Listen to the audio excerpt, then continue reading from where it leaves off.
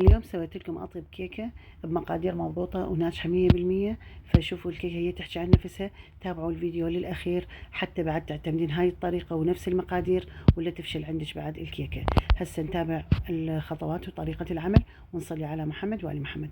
اللهم صل على محمد وأهل بيته الطيبين الطاهرين. هلا متابعين، شلونكم؟ ان شاء الله كلكم زينين وباحسن الاحوال يا بنات. اشتقت لكم كلش هوايه. اليوم سويت لكم كيكه برش البرتقال وعصير البرتقال وضفت عليها بعض اللمسات وصارت كلش طيبه وحلوه، وجربوها ان شاء الله تستفادون منها وتدعوا لي. هسه شوفوا ارتفاعها شقد علو والريحه مالت البرتقال عطت بالمطبخ كلش طيبه. هسه تابعوا وياي الخطوات للنهايه حتى تستفادون وتشوفون المقادير شلون اسوي الكيكه. هنا المقادير الموجوده عندي، هنا 3 برتقالات يعني حجم وسط. اذا عندك كبير عادي استعملي الحبات الكبيره. فهنا انا مسويه بارشه برتقاله واحده بس ماخذه الصفار مالها. وهنا العصير مال 3 برتقالات يعني نص جلاس عصير طبيعي ما تضيفوا لها مي. هنا عندي برش برتقاله كامله، وهنا عندي خل مال ابيض خاشوقه كامله، نشا خاشوقه كامله مال اكل مليانه، وهنا عندي عصير 3 برتقالات 3 بيضات، وهنا عندي ملح، وهنا عندي حليب سائل، واذا ما عندك باودر عادي خبطي ويا المي، وهنا عندي سكر، هنا عندي زيت نباتي او زبده بكيفك، وهنا عندي قلاصين طحين وبيكنج باودر 2 وفانيلا وحده. انا استعمل المضرب الكهربائي، واذا ما عندك كهربائي يعني استعملي عادي هذا المضرب اليدوي. اول شيء نطق ال3 بيضات على مود المواد السائلة نخبطها ونخلطها على مود شو اسمه، على مود زين تتجانس وتصير يعني قوامها بدون تكتلات. هسه زين نخلط شو اسمه بالخلاط الكهربائي، بعدين نضيف شوية نضيف باقي المواد الجافة. هسه ضفت قلاص واحد طحين أول مرة، وأظل أخوط لحد ما أضيف القلاص الثاني. النشا ترى تنطي قرمشه للكيكه. وهنا شويه ضفت ملح تقريبا نص خاشوقه مال ربع خاشوقه مال شاي، وضفت برشه البرتقال. وهسه اظل اخلط لحد ما احصل على قوام كريمي وقوام املس. ما خليت الحليب كله، طبعا المواد السائله كلها خليته، الحليب نصه، قلت اخاف العجينه تثخن بعدين اضيف الباقي. شفت العجينه ثخينه ضفت باقي الحليب واظل اخوط.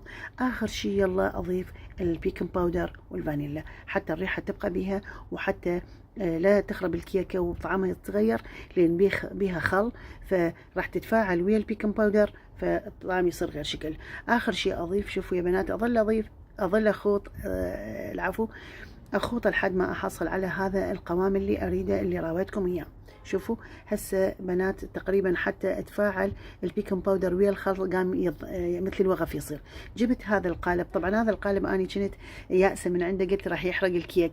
كلش طلع زين، ب 3000 دينار اخذته كلش زين. هسه اجيب القالب وادهن بيه. خاف وحده ما تعرف جديده يعني مثلا صغيره بالعمر ما تعرف شلون تدهن القالب، اجيب الزبده ادهنها ادهن القالب بيها، وكل مكان ما اعوف يعني مكان ما بيه زبده على مود الكيكه لا تلزق. اخر شيء بجيب الطحين، الغمط القالب كله بالطحين بهاي الحركه. شوفوا بعدين ارجع الزايد حتى يبقى هذا يعني شوفوا بهالشكل هذا. اخر شيء اخوط خوطه واحده تقريبا خوطتين على مود اطلع الهواء من الكيكه، اضيفه بالقالب. انا محميه الفرن قبل 10 دقائق، لازم فرن حامي واطلع الهواء. شوفوا بهاي الحركه من القالب. تقريبا 40 دقيقه خليت الكيكه بالفرن، بس الجوه شعلت فقط. شوفوا صلوات على محمد وآل محمد شلون ارتفعت وشلون صار لونها شكلها ذهبي وحلو. هسه اجيب الماعون بعد ما بردت، طبعا بعد ما بردت يلا افرغ القالب. صلوات على محمد وآل محمد. شوفوا الكيكه ارتفاعها وريحتها تعط ريحه البرتقال، والله العظيم تعط بالمطبخ. شوفوا هسه راح اكسر قطعه من عندها وشوفوها يا بنات. اذا عجبك الفيديو خلي لايك وكتبي تعليق حلو من ايدك الحلوه، وان شاء الله. شوفوا قوامها يا بنات، شوفوا هشاشتها تخبل ما عدا الريحه والطعامه كلش طيبه. جربوها كلش تدعوا لي يا بنات. اذا ما مشتركه بالقناه، اي وحده تمر بالصدفه على قناتي وما مشتركه تشترك بالقناه وتفعل زر الجرس على كلمه الكل حتى كل ما انزل فيديو يوصلها الفيديو اشعار الفيديو وتستفاد ان شاء الله من هاي الفيديوهات اللي اقدمها. سهمكم العافيه، حطوا لنا لايكات حلوه من ايديناتكم الحلوه على مود يرتفع مستوى القناه. الى اللقاء في فيديو